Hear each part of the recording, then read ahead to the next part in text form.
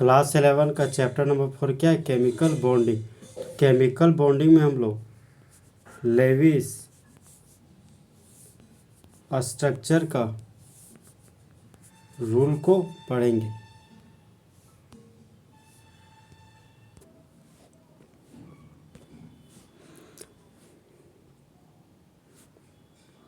Levi's structure का दूसरा नाम क्या है? Lewis electron dot structure. तो बॉन्डिंग के लिए कुल इलेक्ट्रॉन कितना अवेलेबल है उसको हम लोग कैलकुलेट करेंगे रूल नंबर 1 में। क्यों हमारा क्या? Total number of valence electron. तो वैलेंस इलेक्ट्रॉन ऑफ सभी आइटम्स अगर चार्ज आएगा तो पॉजिटिव करके नेगेटिव चार्ज को जोड़ देंगे, और अगर पॉजिटिव चार्ज तो पॉजिटिव चार्ज इलेक्ट्रॉन को लूज करते हैं, इसलिए यहाँ पे नेगेटिव चार्ज का यूज किया गया। जैसे एग्जाम्पल के रूप में हम लोग लेते हैं कार्बन डाइऑक्साइड। तो कार्बन का एटॉमिक नंबर 6 है, फर्स्ट सेल में 2 इलेक्ट्रॉन, सेकंड सेल में 4 इलेक्ट्रॉन, तो बाहरी कक्षा में कितना है? 4 इलेक्ट्रॉन। और ऑक्सीजन का एटॉमिक नंबर 8 है, फर्स्ट सेल में 2 इलेक्ट्रॉन, सेकंड सेल में 6 इलेक्ट्रॉन, बाहरी कक्षा में कितना है? 6 इलेक्ट्रॉन। तो ये हो गया हमारा कार्बन डाइऑक्साइड। कार्बन का बाहरी कक्षा में 4 इलेक्ट्रॉन और कार्बन कितना है? 1, तो गुना 1 हो गया।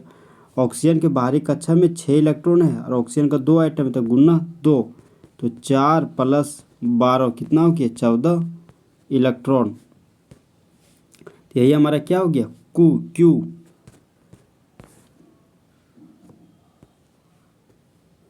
रूल नंबर 2 में हम लोग सेंट्रल आइटम को सिलेक्ट करेंगे। तो सेंट्रल आइटम को पहचानने का तरीका है, उसका साइज क्या होना चाहिए? बड़ा। जिसका साइज बड़ा वही हमारा सेंट्रल आइटम है।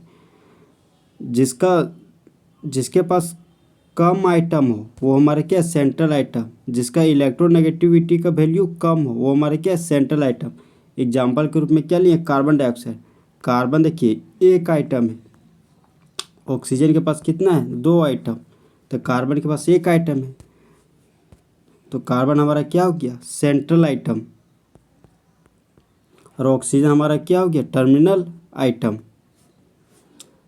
कार्बन का इलेक्ट्रोनेगेटिविटी वैल्यू कम है और ऑक्सीजन का कितना है? 3.5 है, तो जिसका इलेक्ट्रोनेगेटिविटी वैल्यू कम होगा वो हो गया हमारा सेंट्रल आइटम। तो कार्बन का कम है, कार्बन हमारा हो गया सेंट्रल आइटम। हाइड्रोजन और फ्लोरीन कभी भी सेंट्रल आइटम के रूप में नहीं पाया जाता है। जैसे एग्जाम्पल के रूप में HNO3, नाइट्रिक एसिड, चाहे एग्जाम्पल के रूप में अमोनिया। कम आइटम है तो ये हो गया हमारा सेंट्रल आइटम, ज़्यादा आइटम है तो ये हो गया हमारा टर्मिनल आइटम। हाइड्रोजन देखिए क्या है? किनारे में प्रेजेंट है, इसीलिए यहाँ बोला गया है कि कभी भी हाइड्रोजन सेंट्रल आइटम के रूप में नहीं होगा।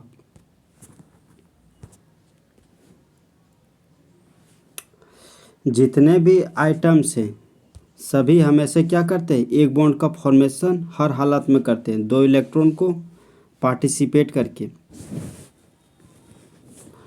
टर्मिनल आइटम का ऑक्टेट क्या होना चाहिए? हमेशा कंप्लीट। तो एग्जांपल के रूप में कार्बन डाइऑक्साइड को देखिए, ये हमारा कार्बन है, ये हमारा ऑक्सीजन है।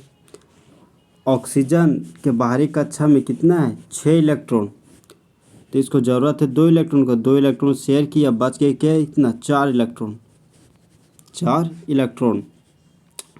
इसको भी ऑक्सीजन को 2 इलेक्ट्रॉन जरूरत है, 2 इलेक्ट्रॉन शेयर किया, बच किया 4 इलेक्ट्रॉन। कार्बन 2 इलेक्ट्रॉन शेयर किया तो ये भी कार्बन ने अपना 2 इलेक्ट्रॉन शेयर किया। ये ऑक्सीजन 2 इलेक्ट्रॉन शेयर किया तो कार्बन भी यहाँ पे 2 इलेक्ट्रॉन शेयर किया।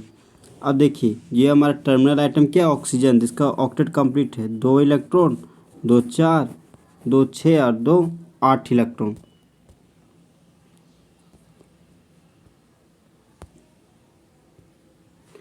सेंट्रल आइटम के पास 8 चाहे 8 से ज़्यादा इलेक्ट्रॉन हो सकता है। 8 इलेक्ट्रॉन तो कार्बन डाइऑक्साइड में था कार्बन के पास। अब 8 से ज़्यादा इलेक्ट्रॉन का एग्जाम्पल देखिए, फॉस्फोरस पेंटाक्लोराइड। फॉस्फोरस का एटॉमिक नंबर 15 है, फर्स्ट सेल में 2 इलेक्ट्रॉन, सेकंड सेल में 8 इलेक्ट्रॉन, थर्ड सेल में 5 इलेक्ट्रॉन, बाहरी कक्षा में कितना है? 5 इलेक्ट्रॉन। ये ऑक्टेट कंप्लीट करने के लिए इसको 3 इलेक्ट्रॉन का ज़रूरत है। क्लोरीन का एटॉमिक नंबर 17 है, फर्स्ट सेल में 2 इलेक्ट्रॉन, सेकंड सेल में 8 इलेक्ट्रॉन, थर्ड सेल में 7 इलेक्ट्रॉन। इसको अपना ऑक्टेट कंप्लीट करने के लिए 1 इलेक्ट्रॉन का जरूरत है। तो सेंट्रल आइटम के रूप में क्या हो गया? फॉस्फोरस। फॉस्फोरस के पास कम आइटम, इसका इलेक्ट्रोनेगेटिव वैल्यू भी क्या होता है? कम। 1 क्लोरीन, 2 क्लोरीन, 3 क्लोरीन, 4 क्लोरीन और ऊपर में क्या हो गया 5 क्लोरीन। तो 1 इलेक्ट्रॉन शेयर किया, बच गया कितना अनशेयर्ड इलेक्ट्रॉन 6। 1 इलेक्ट्रॉन शेयर किया, इस क्लोरीन के पास भी अनशेयर्ड इलेक्ट्रॉन 6 बच गया। 1 इलेक्ट्रॉन को ये भी शेयर किया, 1 इलेक्ट्रॉन ये भी शेयर, 1 इलेक्ट्रॉन को ये भी शेयर किया। अब फॉस्फोरस देखिए 1 इलेक्ट्रॉन, 2 इलेक्ट्रॉन, 3 इलेक्ट्रॉन, 4 इलेक्ट्रॉन और 5 इलेक्ट्रॉन। फॉस्फोरस के पास देखिए 2, 2 4, 2 6, 2 8, 2 10। तो सेंट्रल आइटम के पास 8 से क्या हो गया ज़्यादा इलेक्ट्रॉन।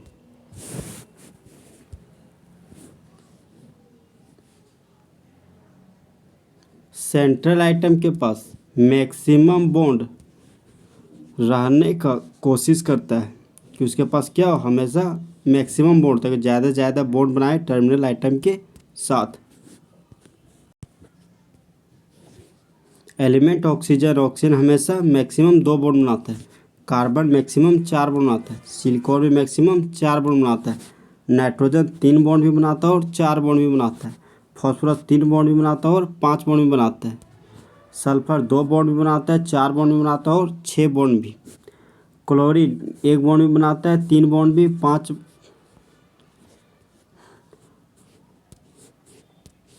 बॉन्ड भी बनाता है और 7 बॉन्ड भी।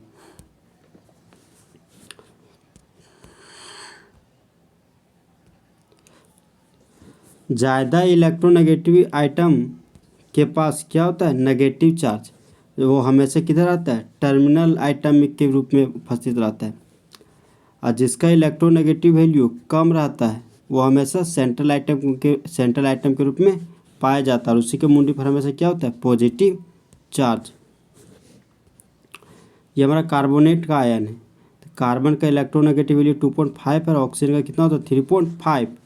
तो कार्बन का इलेक्ट्रोनेगेटिव वैल्यू कम है इसलिए क्या है सेंट्रल आइटम में, और ऑक्सीजन का इलेक्ट्रोनेगेटिव वैल्यू ज़्यादा है इसलिए क्या है टर्मिनल आइटम में। तो कार्बोनेट आयन है तो इसका मुंडी पर क्या है 2 नेगेटिव चार्ज, और नेगेटिव चार्ज हमेशा टर्मिनल आइटम के पास होता है। तो ये हो गया हमारा सेंट्रल आइटम और ये हमारा क्या हो गया टर्मिनल आइटम।